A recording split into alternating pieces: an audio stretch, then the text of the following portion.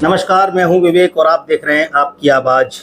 तो चौथे चरण के मतदान के बाद स्थिति बन क्या रही है, इसको समझना बहुत ज़रूरी है, क्योंकि तीन चरण के मतदान के बाद भारतीय जनता पार्टी एक बड़े नुकसान की तरफ जाती दिखाई दे रही है। एक ट्रेंड सेट हुआ जिसमें बीजेपी को नुकसान हो रहा है।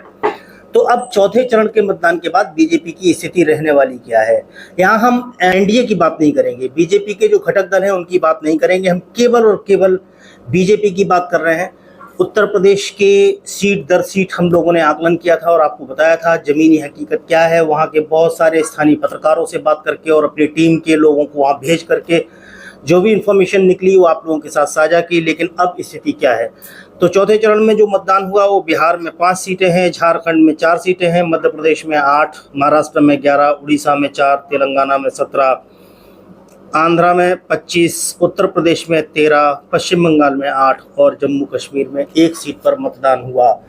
इस मतदान के बाद स्थिति क्या बनी, इस पर चर्चा करेंगे।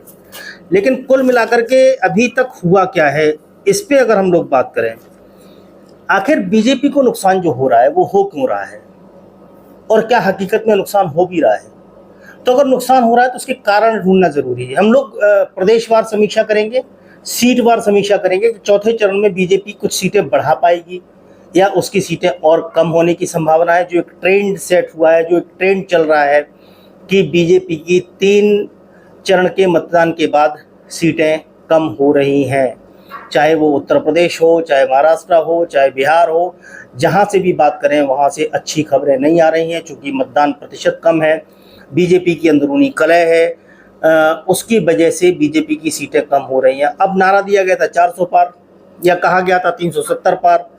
370 छोड़िए, अब बीजेपी को 270 के लाले पड़ रहे हैं। इसका कारण क्या है, इसका सबसे बड़ा कारण क्या है, तो उसको समझने के लिए समझना पड़ेगा कि 2014 का जो चुनाव हुआ था जिसमें बीजेपी ने 282 सीटें हासिल की थी, वो चुनाव था क्या।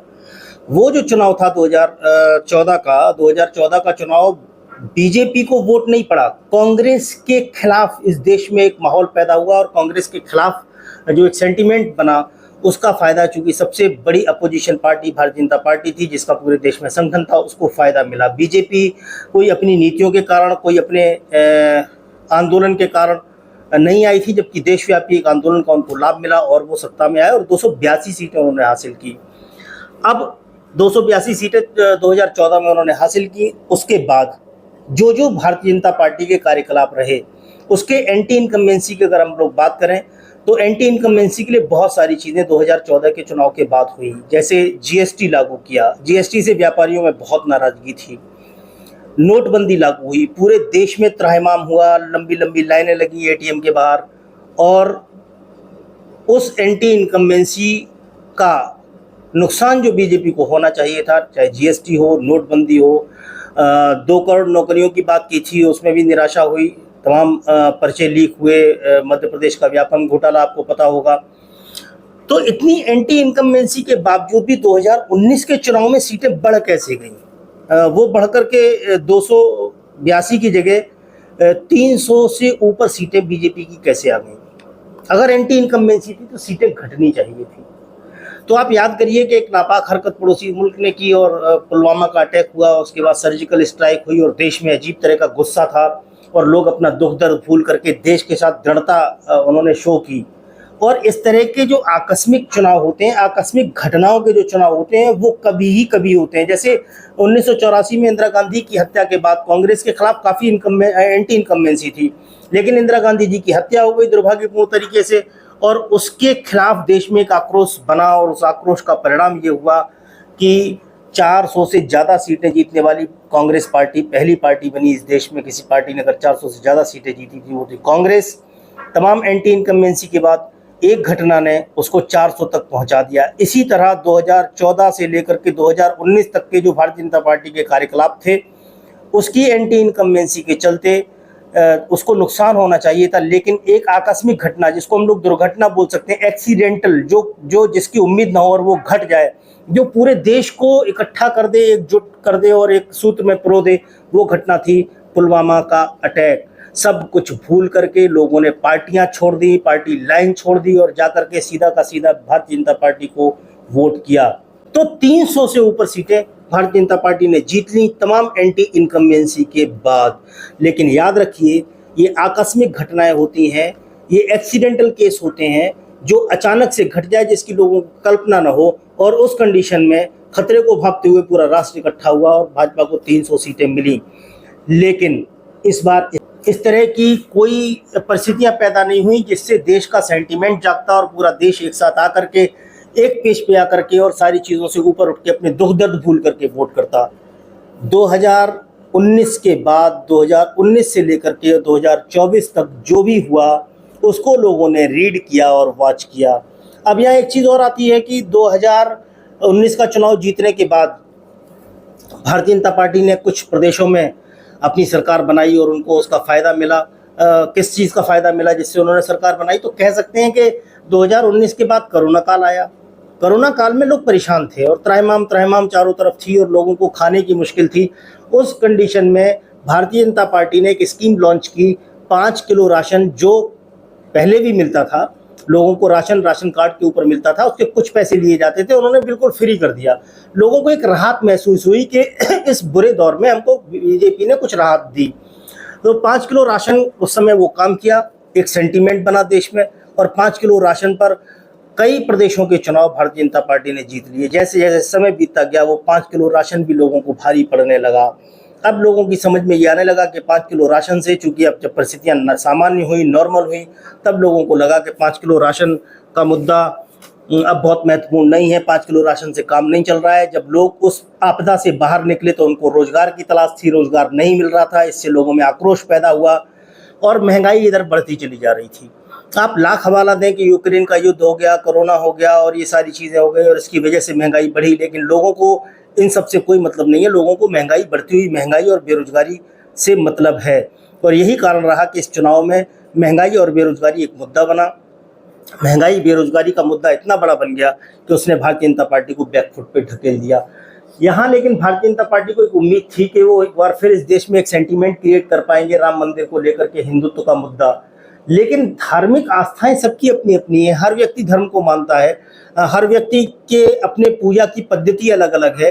लोग आस्था रखते हैं राम जी में, लेकिन उनका निजी जीवन उससे प्रभावित नहीं होना चाहिए। अगर उनको रोजगार मिलता, उनको खाने की चीज़ों के दाम सस्ते होते, तो वो राम मंदिर की आस्था में वो आ सकते थे और खड़े हो सकते थे कि भाई आपने।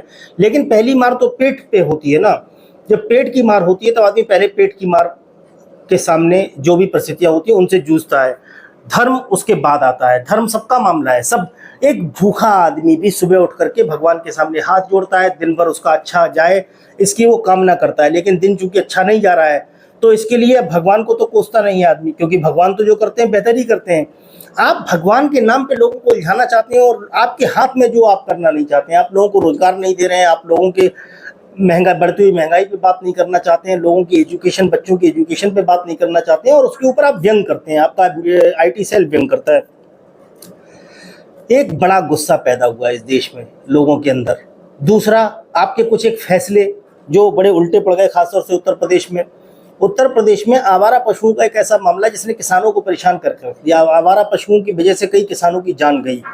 तो वो जो सेंटीमेंट 2019 का था उसको लोग भूल करके अब इसको भी नोटिस करने लगे कि उनका जीना आराम हो गया, उनको खेतों में जाकर के रखवाली करनी पड़ रही है। तो ये मुद्दे जैसे जैसे बड़े होते गए उत्तर प्रदेश में, इसकी उम्मीद नहीं थी भारतीय जनता पार्टी को। लगता था कि उत्तर प्रदेश में कुछ सीटें बढ़ा पाएगी, लेकिन सबसे ज़्यादा नुकसान उसको जिन प्रदेशों में हो रहा है उनमें उत्तर प्रदेश भी शामिल हो गया है। इसकी समीक्षा हम लोगों ने की पिछले 3 चरण के चुनाव में। सीट दर सीट हम लोगों ने वहाँ आकलन किया कि वहाँ के स्थानीय मुद्दे क्या हैं, किन मुद्दों पे लोग वोट कर रहे हैं और लोगों की नाराजगी का कारण क्या है। आइए अब बात करते हैं चौथे चरण के बाद स्थिति क्या रहने वाली है। तो चौथे चरण में आप 17 सीटें निकाल दीजिए तेलंगाना की और 25 सीटें निकाल दीजिए आंध्रा की। और मैं क्यों बोल रहा हूँ 17 सीटें निकाल दीजिए और तेलंगाना की और 25 सीटें आंध्रा की? यहाँ भाजपा को बहुत उम्मीद है नहीं। तेलंगाना में रेवंत रेड्डी जिस तरह से काम कर रहे हैं और चूंकि उनको पूरी ट्रेनिंग आरएसएस और बीजेपी की है तो वो उसी पिच पे खेल रहे हैं। वहाँ आपका सारा प्रोपोगंडा फेल हो जा रहा है। और ख़ासतौर से साउथ में कर्नाटक हो, आंध्रा हो, तमिलनाडु हो, केरला हो, तेलंगाना हो, यहाँ धर्म बहुत बड़ा मुद्दा नहीं होता। यहाँ सिविल सोसाइटी बहुत महत्वपूर्ण भूमिका अदा करती है। लोग सौहार्द में ज़्यादा विश्वास करते हैं। दूसरा ये है कि पूरे देश में मोदी जी कह रहे हैं कि हम जाकर के मुसलमानों का जो आरक्षण नहीं होने देंगे और आरक्षण को हम ख़त्म करेंगे जहाँ जहाँ भी है। और आपके टीडीपी के जो वहाँ सर्वे सर्वा है चंद्रबाबू नायडू साहब, वो वहाँ मुसलमानों को 4% आरक्षण देने की बात करते हैं।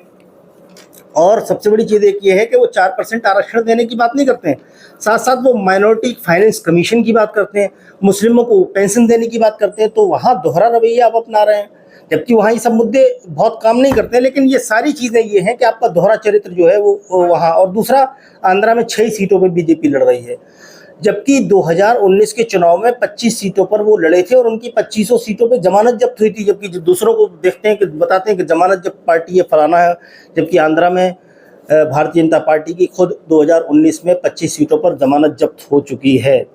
तो आंध्रा में आप बहुत उम्मीद नहीं कर सकते हैं। वहाँ एक सीट भी अगर आपको मिल जाए तो बहुत बड़ी बात है। आंध्रा में वाईएसआर रेवंत रेड्डी जिस तरह से काम कर रहे हैं, वहाँ की स्थिति बहुत पलट चुकी है। वहाँ बीआरएस का जो विरोध का जो वोट है, वो सारा का सारा शिफ्ट हो रहा है कांग्रेस के साथ में। कांग्रेस की नई नई सरकार बनी है, रेवंत रेड्डी का जो गवर्नेंस मॉडल है उसको लोग पसंद कर रहे हैं। और तेलंगाना में भारतीय जनता पार्टी के पास 4 सीट थी, तो 4 सीट में बरकरार रखने की जद्दोजहद है कि आप 4 सीटें भी बीजेपी वहाँ बरकरार रख ले तो बहुत बड़ी बात है। वहाँ लोगों का कहना तो ये है कि हो सकता है कि बीजेपी आधे पर सिमट जाए, यानी 2 ही सीटें आए। उनकी 2 सीटें जाती हुई नज़र आ रही हैं। हो सकता है 1 सीट बढ़ा भी लें, लेकिन मोस्ट प्रोबेबली लोगों की संभावना जो व्यक्त लोग कर रहे हैं उसके हिसाब से वहाँ 2 सीटें जा रही हैं। अब सबसे बड़ा प्रदेश है आपका उत्तर प्रदेश। उत्तर प्रदेश में 13 सीटों पर चुनाव हो रहा है और इन 13 सीटों में से 13 की 13 सीटें भारतीय जनता पार्टी ने जीती थी 2019 के चुनाव में। अब स्थिति है क्या, और समझ लीजिए कि सबसे बड़ा डेंट इनको अगर लग रहा है तो वो महाराष्ट्र में, उत्तर प्रदेश में और बिहार में। राजस्थान का चुनाव हो चुका है। मध्य प्रदेश में भी जो इनकी स्थिति है वो स्थिति नहीं है। मध्य प्रदेश में बहुत सारी सीटें इनकी फंसी हुई हैं। बता रहे हैं कि इस जो चौथे चरण में जो मतदान हुआ है उसमें मध्य प्रदेश की 8 सीटों में से 3 सीटें बीजेपी की फंसी हुई हैं। 3 सीटों में खरगोन, लोगों का आकलन तो ये भी खरगोन लगभग ये हार चुके हैं। वहाँ और लाल खरते आदिवासी लीडर है और आदिवासी वोट उनको शिफ्ट हुआ है और वहाँ बड़ा मसला फंस गया है बीजेपी के लिए। वहीं इंदौर में बड़ा इंटरेस्टिंग होने जा रहा है कि नोटा का जिस तरह से प्रचार हुआ और लोगों ने नोटा पे जिस तरह से वोट किया, तो वहाँ लड़ाई बीजेपी की किसी प्रत्याशी से नहीं, नोटा से हो गई है। अब उत्तर प्रदेश की बात करते हैं। तो उत्तर प्रदेश में जो 13 की 13 सीटें बीजेपी ने जीती थी, उन 13 सीटों पे जो हम लोगों ने पता किया है, जो हम लोगों के सोर्सेज कह रहे हैं, जो वहाँ के स्थानीय पत्रकार कह रहे हैं, उस हिसाब से 8 सीटें, 13 में से 8 सीटें क्लोज फाइट में फंसी हैं, जिसमें से कुछ सीटों का जाना लगभग तय है। जैसे कन्नौज, तो कन्नौज 100% भारतीय जनता पार्टी हारने की स्थिति में है। फर्रुखाबाद में बहुत कसमकस है, वहाँ चुनाव जो है वो सपा के पक्ष में जा रहा है। कन्नौज में समाजवादी पार्टी चुनाव जीत रही है और भारतीय जनता पार्टी कन्नौज से चुनाव हार रही है। कन्नौज में सुब्रत पाठक और अखिलेश यादव के बीच में मुकाबला है। अब फर्रुखाबाद की अगर बात करें तो फर्रुखाबाद में डॉक्टर नवल किशोर शाक के एक बहुत लोकप्रिय चेहरा है, डॉक्टर है, नौजवान है और सबके साथ उनके अच्छे संबंध है और शाक के मतदाता बहुत है। शाक के मुस्लिम और यादव और मुस्लिम मतदाता भी बहुत है। ये समीकरण कहीं ना कहीं बीजेपी के खिलाफ जा रहा है। धौरारा बीजेपी हारने की कगार पर है।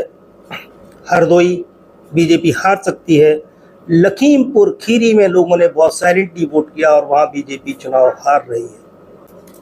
लखीमपुर खीरी के बाद कानपुर की बात करिए तो कानपुर में वहाँ जो बीजेपी ने कैंडिडेट उतारा है वो भारी प्रत्याशी का तमगा उनके ऊपर फिट हो गया और वहाँ ज़बरदस्त बंटवारा हुआ। ब्राह्मण वोट्स में ब्राह्मण वोट बहुत है, मुस्लिम वोट इकट्ठा एक साइड होकर के कांग्रेस के फेवर में गया है और वहाँ सोने पे सुहागा हो गया बीएसपी का कैंडिडेट। बीएसपी ने वहाँ से जिस कैंडिडेट को उतारा है वो क्षत्रिय समाज से हैं और वहाँ की स्थिति ये है कि कुलदीप भदौरिया भारतीय जनता पार्टी के वोट काट रहे हैं।